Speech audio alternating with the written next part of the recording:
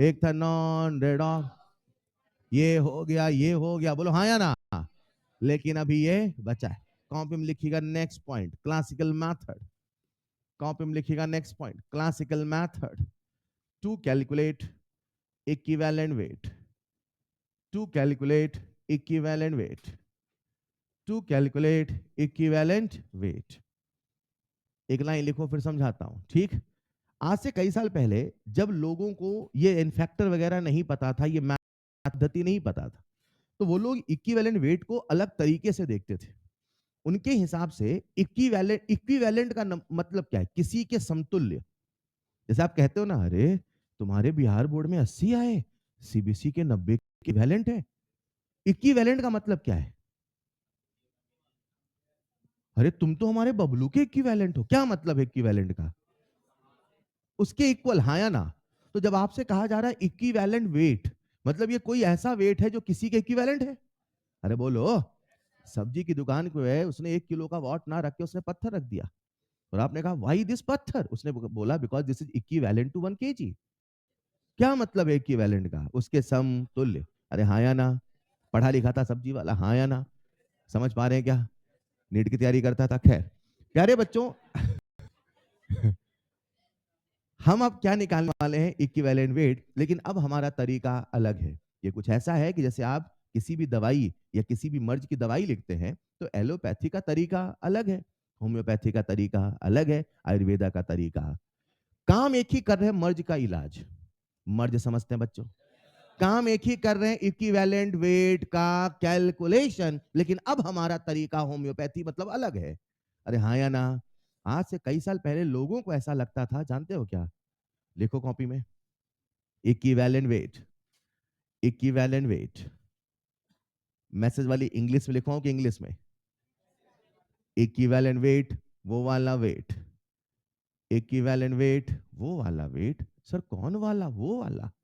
Equivalent weight वो वाला wait जो किसी दूसरे सब्सटेंस, जो किसी दूसरे सब्सटेंस, जो किसी दूसरे सब्सटेंस के, जो किसी दूसरे सब्सटेंस के इक्विवेलेंट वेट से रिएक्शन या कंबाइन होता है। किसी दूसरे सब्सटेंस के इक्विवेलेंट वेट से रिएक्शन या कंबाइन होता है, रिएक्शन या कंबाइन होता है। समझाता हूं। आज से कई साल पहले लोगों को लगता था कि जब भी कभी रिएक्शन होती है तो दुनिया में 3 ही प्रकार की चीजें होती हैं, एक हाइड्रोजन, एक ऑक्सीजन और एक क्लोरीन। अब सबका ध्यान बोर्ड पे चाहिए, कुछ कंसेप्ट है, आ जाओ। मैंने कहा इक्विवेलेंट वेट वो वाला वेट जो किसी दूसरे सब्सटेंस के इक्विवेलेंट वेट से रिएक्शन या कंबाइन होता है। समझाता हूं। आपके सामने मैंने कितनी स्पीशीज लिखी है? 3। इसमें से एक है H2, एक है O2, एक है Cl2। जैसा कि आप सब जानते हैं, नेचर में अक्सर क्या मिलता है? H+। नेचर में अक्सर क्या मिलता है? O-2। और ये कैसे मिलेगा? Cl-। मैं नहीं कहता हूं कि प्रकृति में केवल यही रूप पाया जाता है। उस जमाने में, जिस जमाने में कंसेप्ट बना था, उन्हें ऐसा लगता था कि रिएक्शन अक्सर 3 चीजों से ही होती है, या तो हाइड्रोजन से, या तो क्लोरीन से, या तो ऑक्सीजन से। चलेगा? ये उस जमाने की बात है जब लोगों ने केमिस्ट्री को सुनना समझना शुरू किया था। तो उन्होंने कहा किसी भी सब्सटेंस का वो वाला वेट जो किसी दूसरे सब्सटेंस के इक्विवेलेंट वेट से रिएक्शन कर ले। अब मैंने आपके सामने 3 लिए, धीरे धीरे केमिस्ट्री बड़ी होती गई, 3000 हो गए। पर समझा कितने से रहा हूं? 3 से। तो इमेजिन करते हैं हाइड्रोजन है, ऑक्सीजन है और क्लोरीन है। मुझे बताओ हाइड्रोजन कहां से बना है? +1 से 0। क्या हर बच्चा एन फैक्टर निकाल लेगा? हाइड्रोजन का एन फैक्टर केस नंबर 1 की केस नंबर 2 की केस नंबर 3? बोलो कौन सा केस? जिसका पूछा उसको देखो उसका ए। इसका पूछ रहा हूं, इसका पूछ रहा हूं, इसका पूछ रहा हूं, ठीक? अरे ठीक। बोलो कितने हाइड्रोजन है? कहां से आया? +1 से। एक हाइड्रोजन पे, 2 हाइड्रोजन पे। एन फैक्टर बोलो। क्या सबको इक्विवेलेंट वेट याद है? Molecular weight upon n factor. Molecular weight बोलो, एन फैक्टर बोलो। बोलो कितना? यानी हाइड्रोजन का इक्विवेलेंट वेट कितना है? कितना है? कितना है? मान लो मैंने रिएक्शन कराया इस मार्कर का, मान लो। काल्पनिक बात है, राइट? किसकी रिएक्शन कराई है? अरे मेटल है, मान लो। मैंने हाइड्रोजन से कराई, किससे कराई है? तो पता चला इस मार्कर का 10 ग्राम हाइड्रोजन के 1 ग्राम से रिएक्शन कर गया। मार्कर का कितना ग्राम? हाइड्रोजन का किसी भी सब्सटेंस का वो वाला जो किसी, पक्का, हाइड्रोजन का इक्विवेलेंट वेट कितना आया? मार्कर का कितना ग्राम हाइड्रोजन के 1 ग्राम से रिएक्शन कर गया? यानी मैं कहूंगा अरे मार्कर का 10 ग्राम हाइड्रोजन के 1 ग्राम के इक्विवेलेंट है। और अब वहां से नाम पड़ गया उसका इक्विवेलेंट वेट। क्या नाम पड़ गया? Equivalent weight. समझना, O2 में आओ जरा, क्या हर बच्चा इन फैक्टर निकाल लेगा? बोलो कितने ऑक्सीजन? एक ऑक्सीजन पे तो दो ऑक्सीजन पे, क्या इसका इन फैक्टर 4 होगा? क्या हर बच्चा इक्विवेलेंट वेट निकाल लेगा? क्या मॉलिक्यूलर वेट 4 होगा? मॉलिक्यूलर वेट बटे 4 होगा? मॉलिक्यूलर वेट बटे, बोलो कितना? कितना? मान लो, मान लो मैंने मार्कर की रिएक्शन हाइड्रोजन से कराई, कुछ नहीं हुआ। ये भी तो हो सकता है। मैंने कहा ऑक्सीजन ले आओ। क्या ले आओ? अब मैंने मार्कर की रिएक्शन करा दी ऑक्सीजन से। मार्कर की रिएक्शन, अरे हाइपोथेटिकल बातें है ना, कोई मेटल होगा, सोडियम कैल्शियम, मैं मार्कर बोल रहा हूँ, ठीक। मैंने मार्कर की रिएक्शन कराई ऑक्सीजन से। किससे कराई है? तो पता चला, तो ऑक्सीजन का 2 ग्राम, 3 ग्राम, 10 ग्राम, 8 ग्राम, मान लो। जैसे ऑक्सीजन का 8 ग्राम लिया तो पता चला मार्कर का 10 ग्राम रिएक्शन में खर्च हो गया। ये उस जमाने की बात है जब लोगों को मोल नहीं पता होता था। लोग ऐसे ही सोचा करते थे, अच्छा ऑक्सीजन की 8 ग्राम से मार्कर का 10 ग्राम रिएक्शन कर गया।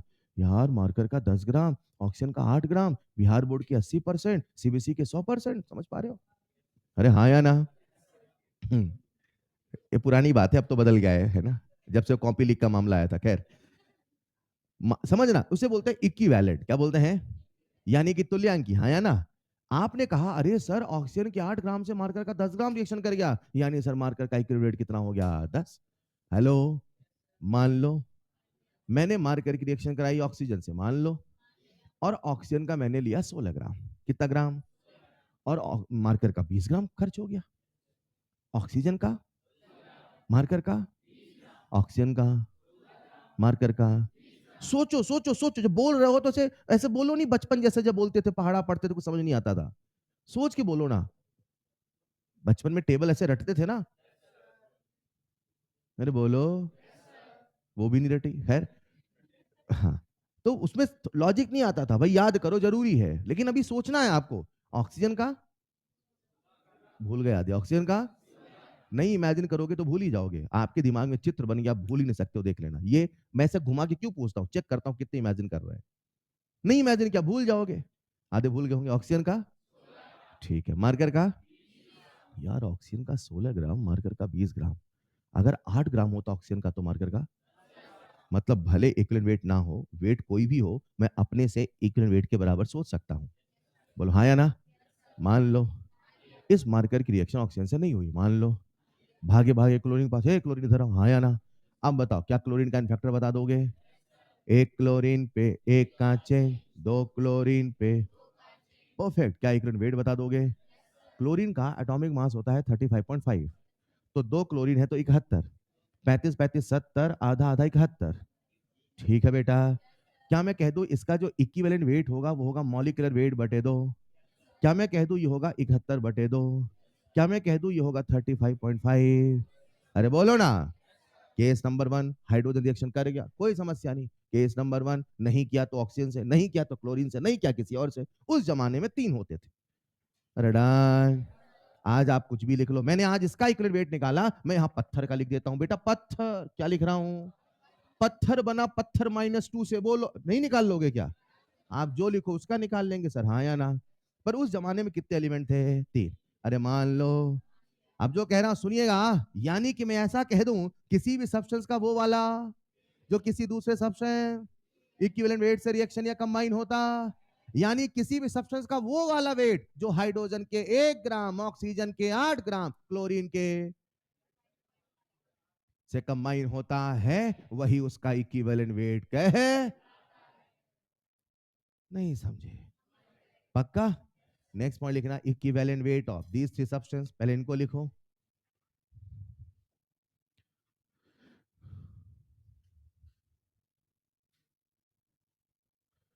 विजुअलाइजेशन, इमेजिनेशन बहुत जरूरी है।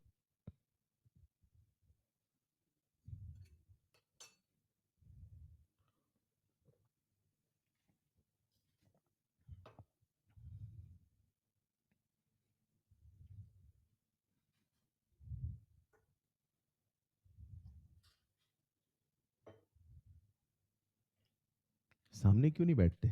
फेस टू फेस दिख जाता कोने से।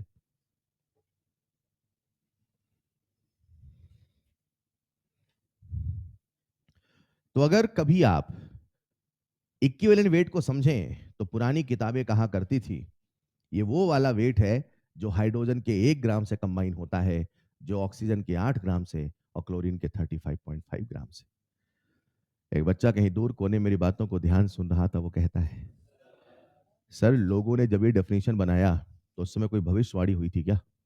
उनको कैसे पता चला कि वो वाला वेट है जो किसी दूसरे सब्सटेंस के इक्वल वेट से कंबाइन करता है? हाँ या ना? ये उनके मन में आया कहाँ से सर? कैसे पता चल गया? अच्छा, ये सब्जी की दुकान पे पत्थर और किलो के जैसा नहीं है कि 1 किलो का इक्विवेलेंट पत्थर है तो 1 किलो ही होगा। ये केमिस्ट्री की दुनिया है। 8 ग्राम का इक्विवेलेंट 8 ग्राम हो कोई जरूरी नहीं है। मार्कर का 10 ग्राम ऑक्सीजन के 8 ग्राम के इक्वल है। अरे हेलो, क्योंकि यहाँ पे पदार्थ अलग है, नेचर अलग है, सब कुछ अलग है, तो भैया उनका तुल्यांकी या इक्विवेलेंट चीज भी अलग है।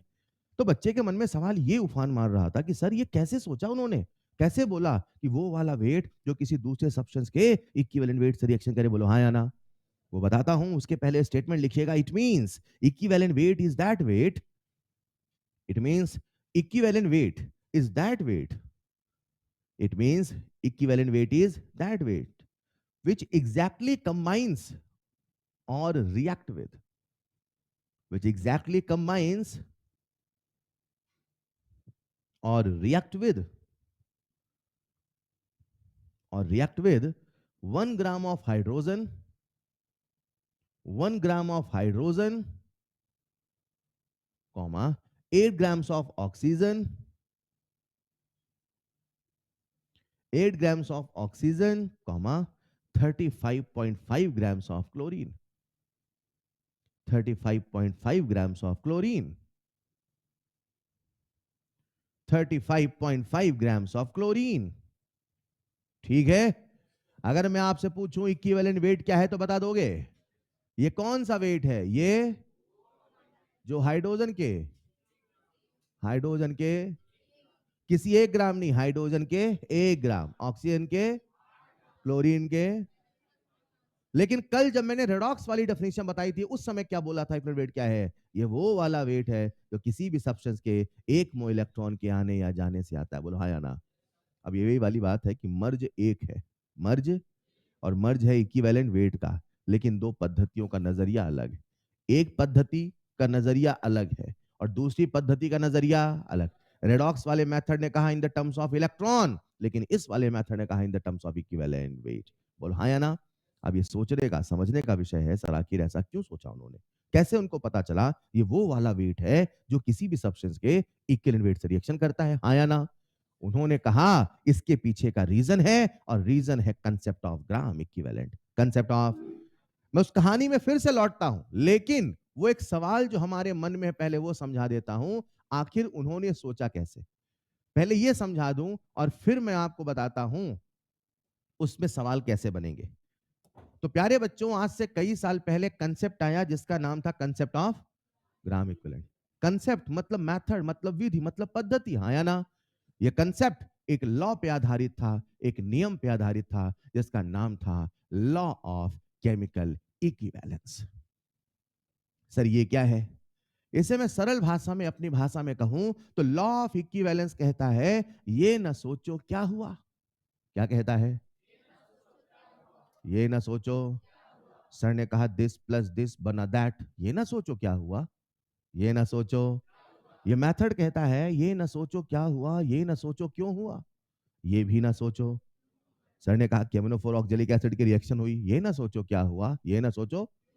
ये मेथड कहता है ये ना सोचो क्या हुआ, ये ना सोचो क्यों हुआ, ये ना सोचो कैसे हुआ, ये ना सोचो।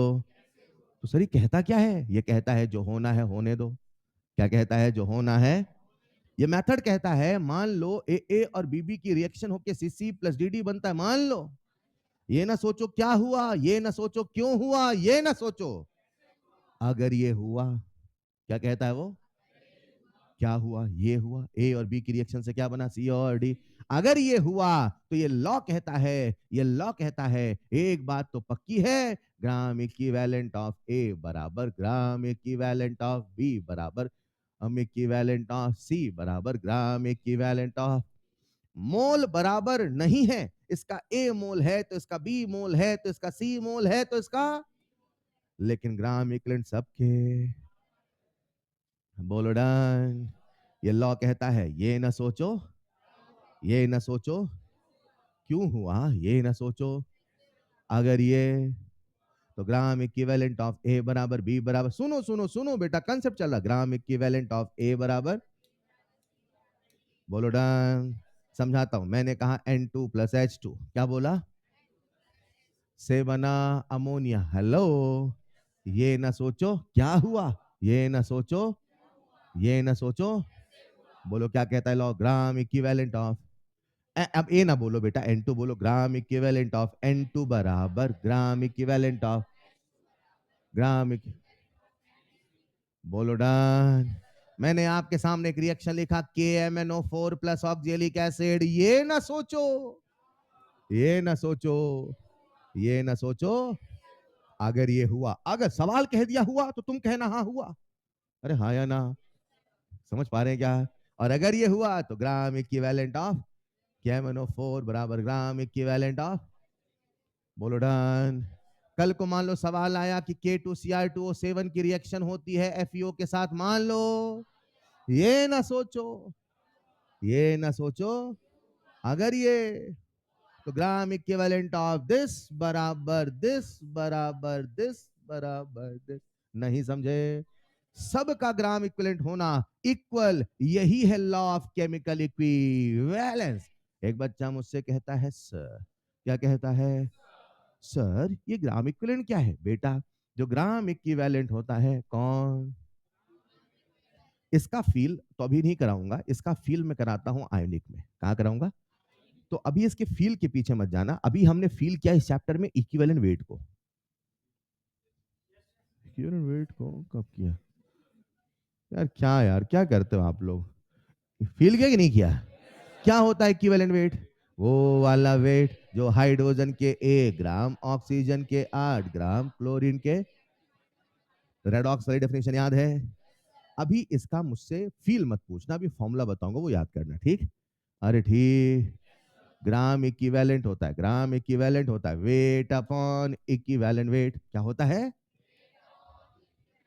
वेट तो समझते हो, इक्विवेलेंट वेट भी समझते हो?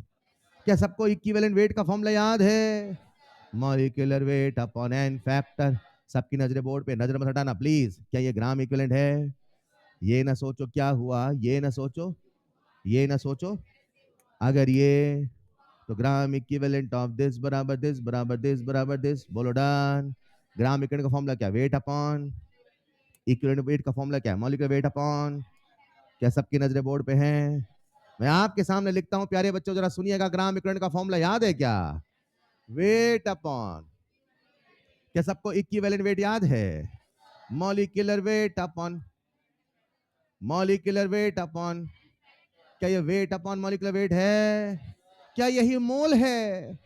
यानी मैं कह दो ग्राम इक्विवेलेंट बराबर मोल इनटू एन फैक्टर, सर ये भी है। एक मिनट, फॉर्मूला ये है कि ये है? इससे क्या निकलेगा? इससे क्या निकलेगा?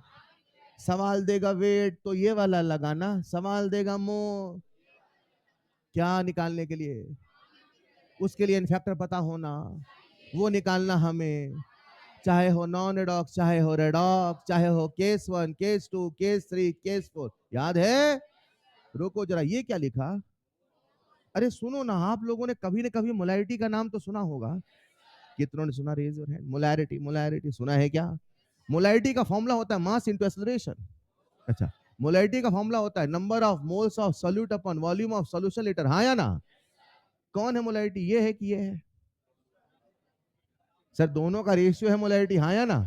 क्या ये दोनों का रेशियो मोलैरिटी है? बोलो भाई। क्या मैं इससे मोल निकाल सकता हूं? क्या मोल बराबर मोलैरिटी इंटू वॉल्यूम है? क्या जहां मोल लिखा है, जहां मोल, वहां मैं कह दूं molarity into volume into n factor, बोलो चलेगा? आप सबने कभी नॉर्मेलिटी का नाम सुना होगा? क्या सबको नॉर्मेलिटी का नाम सुना है? हाँ पढ़ोगे, फील की बात नहीं हो रही, बस सुना है बोल रहा हूं मैं, सुना है। सुना है बोल रहे हो क्या? यस सर, सुना है। सुना है ना? मुझे बताओ कि आपने नॉर्मेलिटी का नाम सुना है? क्या normality is equal to molarity into n factor होता है? कितना आसान है, क्या आप सबको मेरा नाम पता है? टेनम में से टी हटाइए, टेनम में से एन बराबर एम इंटू एन फैक्टर लगाइए। अरे हाँ या ना? क्या प्यारे बच्चों, ये मोलैरिटी इंटू एन फैक्टर है? क्या यही दोनों नॉर्मेलिटी है? क्या मैं कह दूं नॉर्मेलिटी इंटू वॉल्यूम, बोलो चलेगा? ये कौन है? Gram equivalent. ये कौन है? ये कौन है? ये कौन है?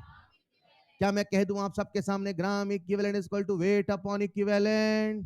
बोलो बोलो, वेट अपॉन इक्विवेलेंट। फ्रीक्वेंसी याद होती है, वाइब याद होती है, weight upon equivalent, mole into n, molarity into n factor into normality into, क्या सब के सब ग्राम इक्विवेलेंट है? कैसे मैं ग्राम इक्विवेलेंट कह दूं चलेगा? मेरी बात अभी खत्म नहीं हुई, सुनिएगा। आज से कुछ देर पहले मैंने आपसे कहा इक्विवेलेंट वेट वो वाला वेट है जो किसी दूसरे सब्सटेंस के, किसी दूसरे इक्विवेलेंट वेट से, अरे मर दिमाग पे जोर आएगा, ये वो वाला वेट, बोलो डन। मान लो, क्या बोला मैंने? क्या सबका ध्यान बोर्ड पे है? बस आखिरी पॉइंट सुनिएगा, थक तो नहीं गए बेटा? सुनते सुनते आंखें ऐसे हो रही क्या? हाँ है, नहीं दे रहा है ना? थक गए बेटा? ठीक है ठीक है।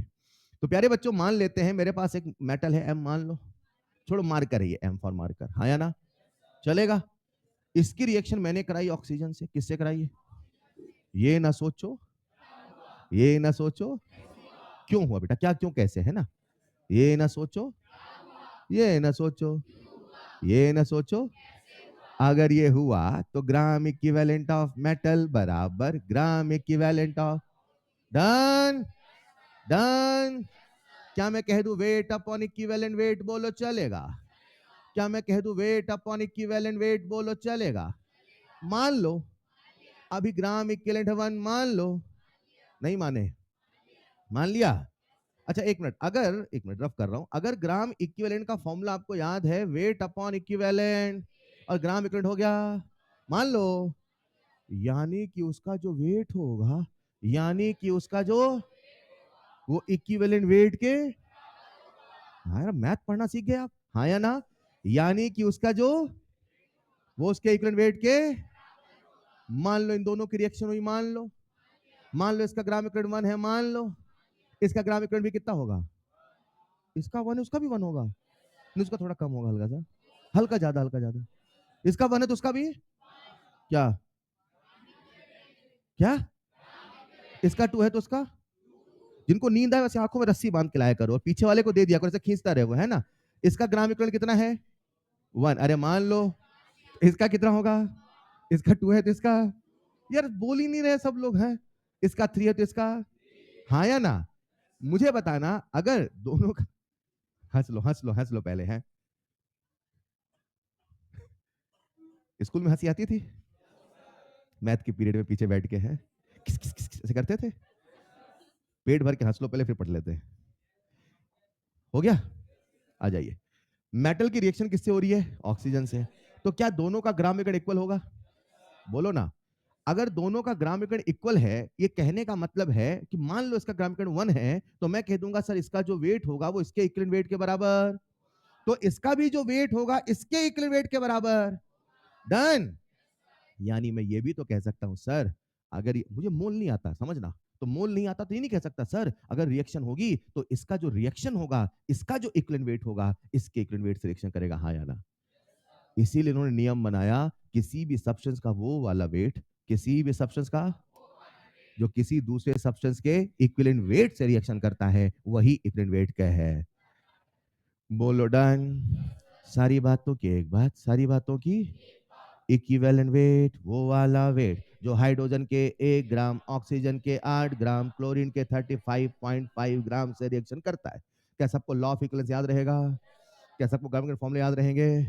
लिखना शुरू करें। कहां तक लिख लिया था आपने? ये लिख लिया था। नेक्स्ट पॉइंट इसे लिखें।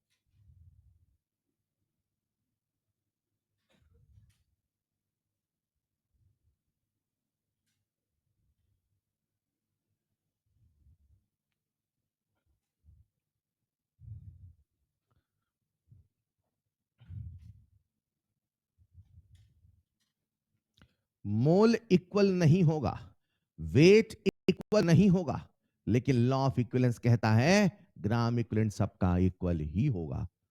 यही है लॉ ऑफ इक्विवेलेंस। समानता का नियम है इक्विवेलेंस, समानता। सबके ग्राम इक्विवेलेंट समान होंगे।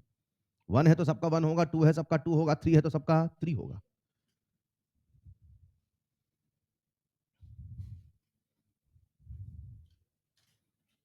ठीक है बेटा, डब्बा उब्बा बना लो।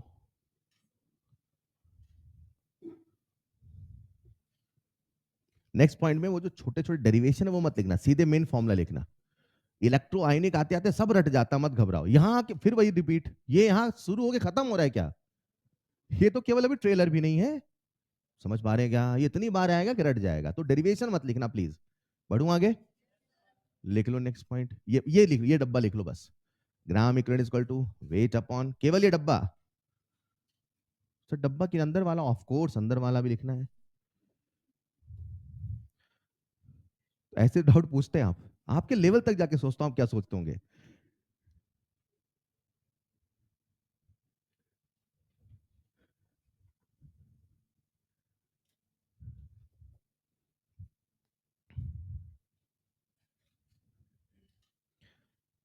तो ग्राम इक्विवेलेंट का फॉर्मूला है weight upon equivalent weight, mole into n factor, normality into volume, molarity into n factor into volume. ये तो अभी फॉर्मूले की शुरुआत है बस।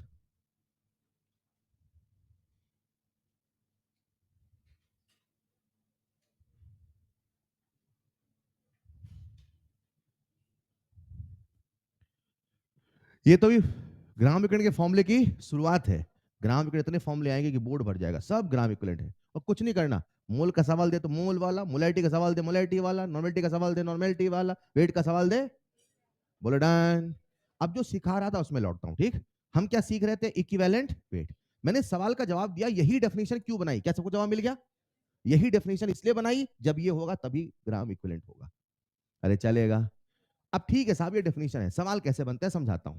प्यारे बच्चों, मान लेते हैं हम सबके सामने एक मॉलिक्यूल है, इसका नाम है CO2 मान लो। अरे मान लो, CO2 में कितने कार्बन है? Very talented. कितने ऑक्सीजन है? आगे सबके ठीक है। ऑक्सीजन का एटॉमिक वेट बताओ।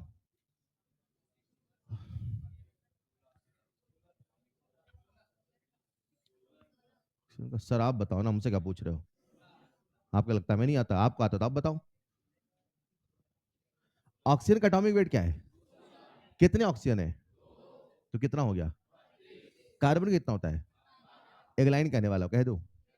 अगर, क्या बोला? आपने 1 मोल CO2 लिया तो कार्बन का 1 मोल होगा। हाँ या ना बोलना था। कार्बन का 1 मोल होगा। अगर आपने CO2 का 1 मोल लिया तो कार्बन का, ऑक्सीजन का। सहमत है? और किसी भी सब्सटेंस के 1 मोल का जो वेट होता है, उसके एटॉमिक मास अगर एटम है तो मॉलिक्यूलर मास अगर के बराबर होता है बस ग्राम में। ये समझे मेरी बात? के बराबर होता है बस। मतलब पानी का, पानी एटम है कि मॉलिक्यूल? पानी का मॉलिक्यूलर वेट 18 जूल की न्यूटन। पानी का मॉलिक्यूल 18 ग्राम है। पानी है कि पत्थर? एक मॉलिक्यूल जो आपको नजर नहीं आता, जो आपको, आप सुन लो ना बेटा, हाँ हाँ, अरे समझ गया, वो गलती से बोल दिया आपने, हाँ। एक मॉलिक्यूल जो आपको नजर नहीं आता, जो आपको दिखाई नहीं देता, जो इतना हल्का है, जो इतना हल्का है, वो 18 ग्राम का है। 18 ग्राम की कीमत समझना, तो कभी 18 ग्राम गोल्ड ले लेना। 10 ग्राम गोल्ड को तोला भर बोलते हैं। अरे हेलो, 18 ग्राम कुछ चीज होती है यार। 18 ग्राम एक मॉलिक्यूल का वजन, क्या कर रहे हो भाई? फील तो करो उस चीज को। एक मॉलिक्यूल का वजन 18 ग्राम नहीं है, 18 एएमयू है। वो जो एएमयू लगा है ना, उसने उसको बहुत छोटा कर दिया। 18 के पीछे मत जाओ, एएमयू। अरे हेलो, क्या मेरी बात समझ पा रहे हैं? ये वही वाली बात है, मेरे पास बहुत पैसे, कितने? 1 लाख पैसे। 1 लाख के पीछे मत जाओ, पैसे ने सारा खेल बिगाड़ दिया। समझ रहे हो ना? तो आप यूनिट को तो देख ही नहीं रहे हो। आपने कहा उस मॉलिक्यूल का वजन है 18 AMU, but what is the interesting point, अगर आपने पानी का 1 मोल ले लिया, कितना मोल लिया? अब उसका वजन 18 ही होगा, बस ग्राम में। तो नंबर उठाया, यूनिट बदला। नंबर उठाया, अब उल्टा सोचो, अरे पानी 18 ग्राम है, 18 ग्राम कोई चीज है? अरे बोलो ना यार। सोचो, आपके हाथ में 18 ग्राम पानी है, सोचो। रखो पानी 18 ग्राम, रख लिया? दिख रहा है पानी? देखो छू के कैसा लग रहा है? गर्म पानी रखा था ना आपने, तो हाँ। मुझे बताओ, अगर आपने पानी रखा, उसके अंदर 18 ग्राम में टोटल कितने पानी के मॉलिक्यूल है? 1 मोल। एन यानी 1 मोल, राइट? अब वही कह रहा हूं मैं, ठीक। किसी भी सब्सटेंस का अगर 1 मोल लिया जाएगा, बैक टू टॉपिक, किसी भी सब्सटेंस का अगर 1 मोल, तो उसका जो मास होगा, उसकी एटॉमिक मास के बराबर होगा, बस ग्राम में होगा। एटॉमिक मास ग्राम में नहीं, एएमयू में होगा। मॉलिक्यूलर मास ग्राम में नहीं, एएमयू में होगा। लेकिन जब 1 मोल का मास निकालोगे, उसे मोलर मास बोलते हैं, जिसे ग्राम मॉलिक्यूलर मास बोलते हैं, वो ग्राम में होगा। अरे सुना होगा आपने। प्यारे बच्चों, आज कार्बन के कितने मोल हैं? 1। तो कार्बन के 1 मोल का वजन कितना? 12 ग्राम। ऑक्सीजन के 1 मोल का वजन कितना? 2 है ना? 32 ना? कुछ कहता हूं, समझ में मत बताना, कह दूं क्या? CO2 बना है, CO2, यानी कार्बन का 12 ग्राम ऑक्सीजन के 32 ग्राम से रिएक्शन किया है। अरे बोलो लाला।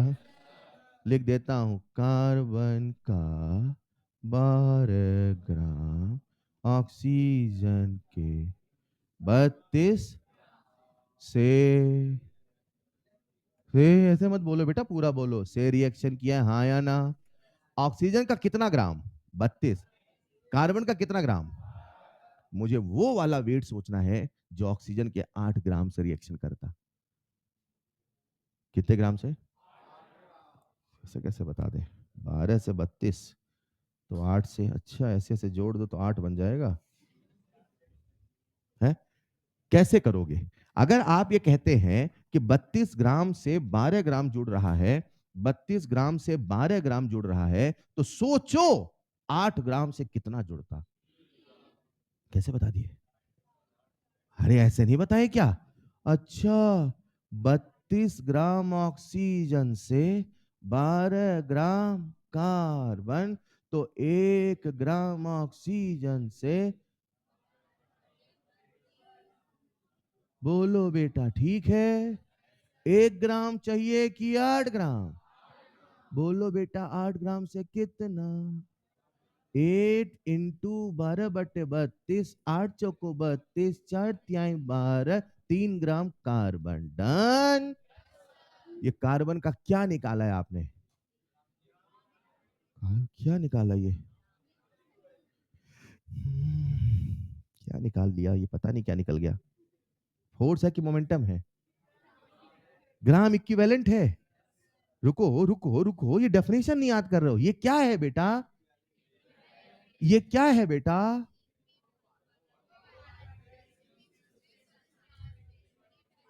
ऑक्सीजन का इक्विवेलेंट वेट कितना होता है? आधे भूल गए बेटा, ऑक्सीजन का कितना होता है? नहीं याद हो पाएगा? तो आपने 8 ग्राम ऑक्सीजन से क्या पता किया कि कार्बन का कितना ग्राम रिएक्शन करेगा? यानी ये कार्बन का क्या है? ये कार्बन का 3 ग्राम, ऑक्सीजन का 8 ग्राम, दोनों। नहीं समझे?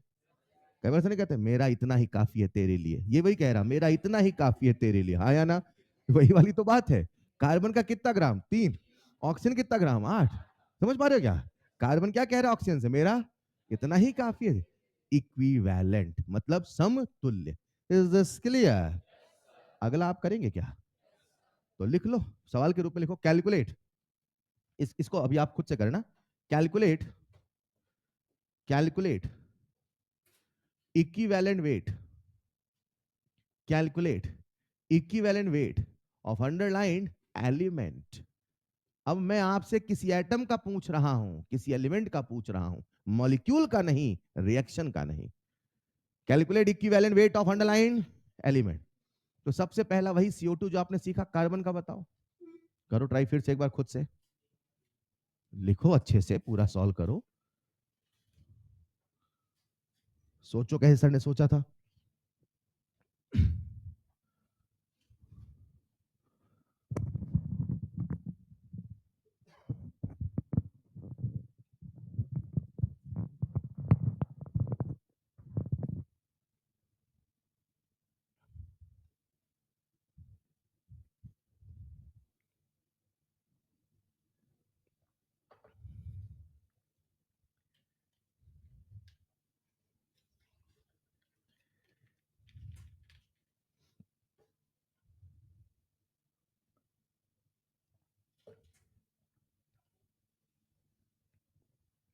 कर लिया? अगला आपको करना है, ठीक है? क्या सबको कंसेप्ट क्लियर हो गया? हमेशा उसके इक्विवेलेंट के बराबर देखना है। ऑक्सीजन है तो 8 ग्राम सोचना है, राइट? हाइड्रोजन है तो, और क्लोरीन है तो, ठीक है। लिखो अगला, एक दो करके जाना है ना, लिख लो एक और। SO2 में सल्फर का, SO3 में सल्फर का। ये चलो घर से करके लाना, एक और कर लो फिर घर से करना, ठीक है? H2Cl2 में सल्फर का,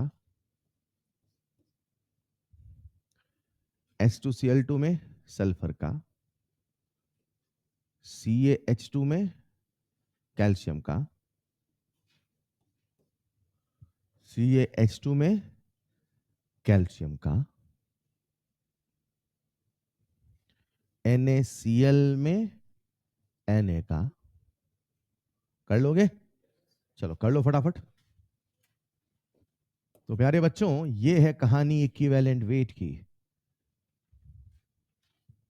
और अब यहीं से आ जाएगा कंसेप्ट ऑफ ग्राम इक्विवेलेंट, फिर बैलेंसिंग, फिर चैप्टर होगा खत्म सा, और फिर आगाज होगा एक नई कहानी का।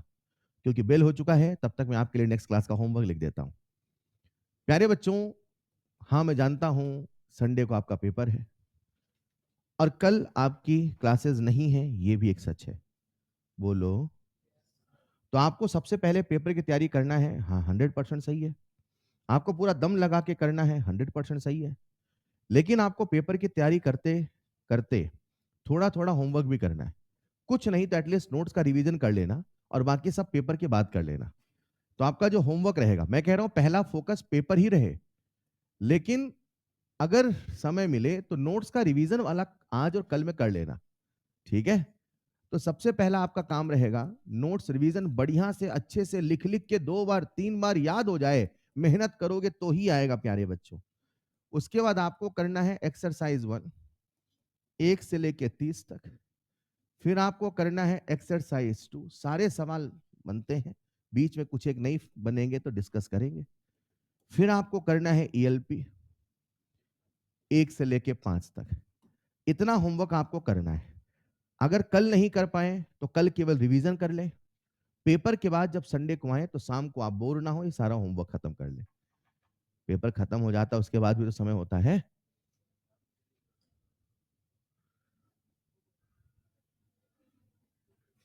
आधे घंटे बात तो सही है। हाँ, क्यों? बुलावा सबको आएगा, ठीक है? तो ये होमवर्क आपका रहेगा, समय निकालिए, करिए, रिवीजन करिए, बार बार बारंबार। एक कंपाउंड और डिस्कस कर लिया, SO2 वाला कर लिया क्या? SO2 में किसका निकालना है? सल्फर का। चलो कितने बच्चों, हाँ सल्फर का एटॉमिक वेट 32 होता, बता दो मैं, ठीक? अरे 32 ग्राम से 32 ग्राम, 32 ग्राम से 8 ग्राम से खत्म। ये बढ़िया था, ऐसी आसान आसान नहीं समझ पाए भाई? ऑक्सीजन कितने हैं? 2, तो कितना ग्राम? 32। तो सीधे बोल दो ना, 32 ग्राम से 32 ग्राम, यानी आप कह दोगे सर जो इक्विवेलेंट वेट ऑफ सल्फर कितना हो जाएगा? 8 ग्राम। तो एक थर्ड केस और कर लेते बस, थर्ड वाला। SO3 में सल्फर निकाल लोगे, आप सीधे नहीं बताओगे, वैसे करना पड़ेगा। कैसे? कितने ऑक्सीजन है? तो कैसे कहोगे? 48 ग्राम ऑक्सीजन 48 ग्राम से 32 ग्राम, एक सल्फर है ना, सल्फर का एटॉमिक मास 32 होता है, राइट? तो 48 ग्राम से 32, तो 1 ग्राम से कितना आएगा? 32/48, तो 8 ग्राम से कितना आएगा? ऑक्सीजन है तो 8 ही सोचना है, तो 32/48 इंटू 8, हाँ या ना? कर लोगे आगे? कितना आ रहा है? जो भी आ रहा है, ठीक है। अरे डन। अब बताओ, यहां पे भी वही 8 चलेगा, यहां क्या सोचोगे? 35.5। यहां क्या सोचोगे? 1। यहां सोच क्या होगे? डिस्कस करते हैं नेक्स्ट क्लास में, सबसे बन जाना चाहिए। That's all for today, thank you so much.